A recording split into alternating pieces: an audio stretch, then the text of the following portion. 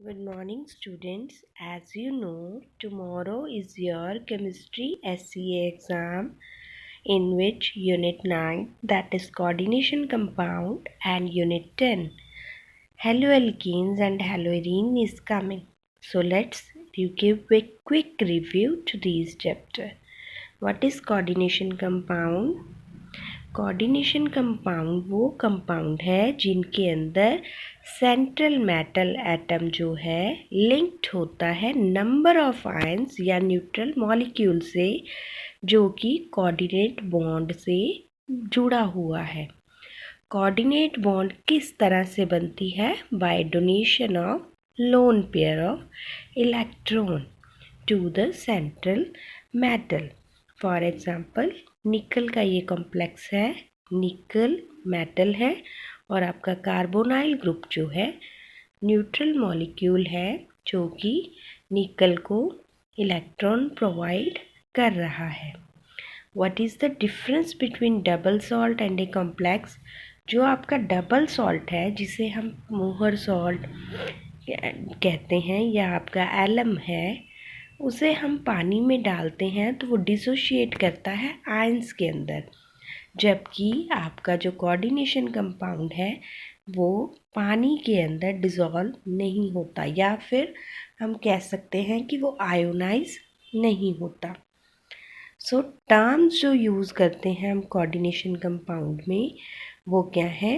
Ligand and central metal atom. Ligand वो क्या है? डोनर एटम और आयन जो कि इलेक्ट्रॉन पेयर को डोनेट करता है, जिसे हम कोऑर्डिनेट बॉन्ड बनाते हैं, वो आपका क्या है? लीगेंड। लीगेंड यूनिडेंटेट भी हो सकता है, जिनके अंदर सिंगल डोनर एटम है, बाइडेंटेट 2 हैं, एंड पोली जिसके अंदर काफ़ी या 2 से ज़्यादा जो है आपके डोनेटिंग एलिमेंट्स हैं।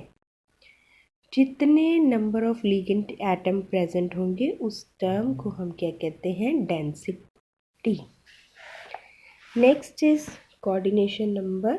कोऑर्डिनेशन नंबर क्या है? जो number of coordinate bonds form होती हैं उसे हम कहते हैं coordination number. Next is coordination entity and counter ions. जो पार्ट स्क्वायर ब्रैकेट के अंदर एनक्लोज्ड होता है उसे हम कहते हैं कोऑर्डिनेशन एंटिटी। इसके अंदर सेंट्रल एटम और लिगेंड दोनों आ जाते हैं। उसके बाद आता है हमारा homoleptic and हेट्रोलैप्टिक complexes.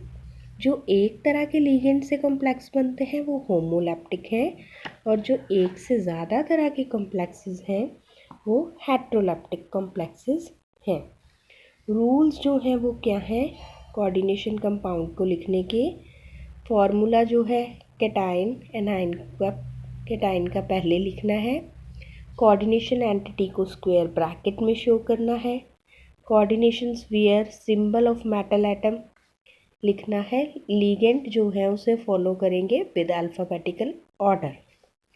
Abbreviation use कर सकते हो। For ligand with special name, उनके लिए वाटर के लिए एक्वा यूज़ करना है, और फर्स्ट लेटर जो है स्पेशल नेम कंसीडर किया जा सकता है। फॉर एग्ज़ाम्पल, ये लिखा हुआ है कोबाल्ट का जो है लिखा हुआ है। Rules for writing name of coordination compound. Name लिखने के रूल्स क्या हैं? सबसे पहले सेम कैटाइन आएगा, फिर लिगेंड आएगा। नेगेटिव लिगेंड जो है पहले लिखेंगे साइनो क्लोरो, इस तरह से। न्यूट्रल लिगेंड के लिए कोई स्पेशल एंडिंग नहीं है।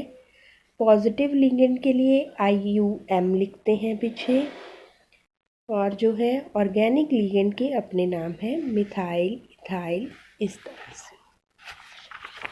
Next is isomerism. टॉपिक आपके सिलेबस में नहीं है अब, so we are not suppose to do this.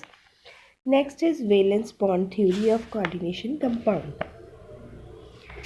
Metal ligand जो बॉन्ड बनता है formed by donation of electrons by ligand to metal.